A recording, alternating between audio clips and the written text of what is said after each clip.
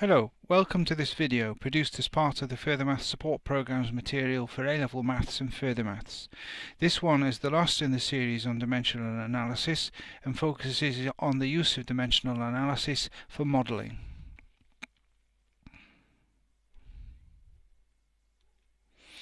Let's review again the three different dimensions in use in mechanics. Mass, usually measured in kilograms, length, usually measured in meters, and time, usually measured in seconds. Now, the general steps for using dimensional analysis in modelling are as follows. First of all, we need to suggest a formula based on the factors which we think will contribute to whatever the phenomenon is that we're trying to model. We introduce those factors by way of powers, and we've got a maximum possible number of different powers, alpha, beta and gamma, corresponding one each to the different dimensions. We have to include the dimensionless constant because at the state at which we've introduced the factors, we're really only making a statement about proportionality. The dimensionless constant allows us to make it an equation. And then we use the dimensional consistency to determine the indices by equating the powers of the different individual dimensions m, l and t. And that gives us the answer alpha, beta and gamma. So let's take a problem. Let's consider the time period t seconds of a simple pendulum. If you haven't seen a simple pendulum before, it's simply a bob on the end of a light string which swings to left and to right, and a complete swing, the time for that is what we call the time period. So back to where it started from. Now, what quantities might we expect that time period to depend on? Some of them are fairly obvious. We'd expect it to depend on the length of the string. That we're going to call L meters. We'd expect it to depend on the mass of the bob. So hence we bring in m kilograms, and we'd expect it to depend on the strength of gravity, which is essentially represented by the acceleration due to gravity, usually known as g in meters per second squared. We'd also expect it very possibly to depend on the angle of release.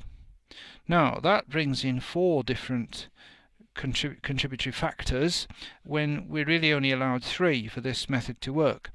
But the last one is in a special category because as it's an angle, it doesn't have any dimensions. So even if we were hopeful of determining its contribution, we couldn't do it this way. If it shows itself, it will do so through the dimensional constant. So essentially we're essentially discounting that for this analysis. So let's look then at the problem. In terms of dimensions, we'll need to get the dimensional balance from each side. Now, the only factor there which causes any kind of headache is g, and we'll have to remind ourselves that g has dimensions of acceleration, which is lt to the minus 2.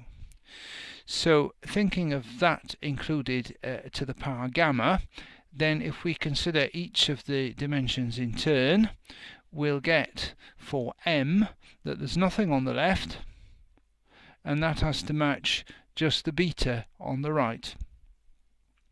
For t, there's a 1 on the left, and that only contributes from the third factor, so minus 2 gamma.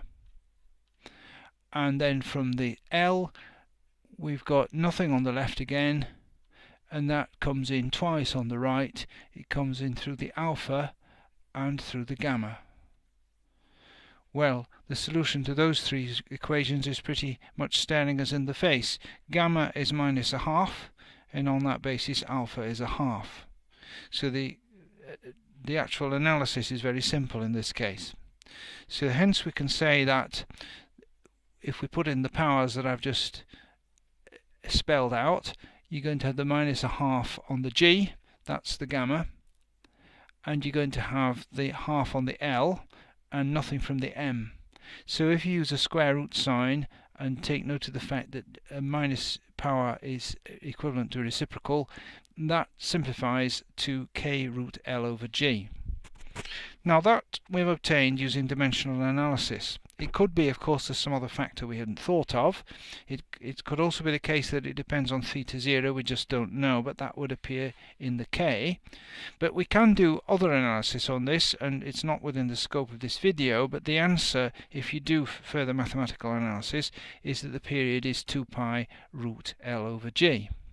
Perhaps the most significant thing that the dimensional analysis does is indicate that there can't be any dependence on m, the mass of the bob. Surprising, but the dimensional analysis makes that clear.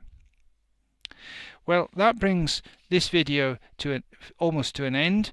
The only other consideration that we must make here is the value of what we've done. It obviously has value in that we can see that we can't involve the mass, but we do need to do either a mathematical analysis based on a much more sophisticated model to try to explain why those factors contribute as they do. And the other thing is really that we haven't really given the full picture, so we can't claim to have proved or derived anything using this approach. We're merely getting something that we think will be suitable, and we'd certainly need to do analysis and experiments to push it further. That brings this video to an end, and it's the last in the series on dimensional analysis.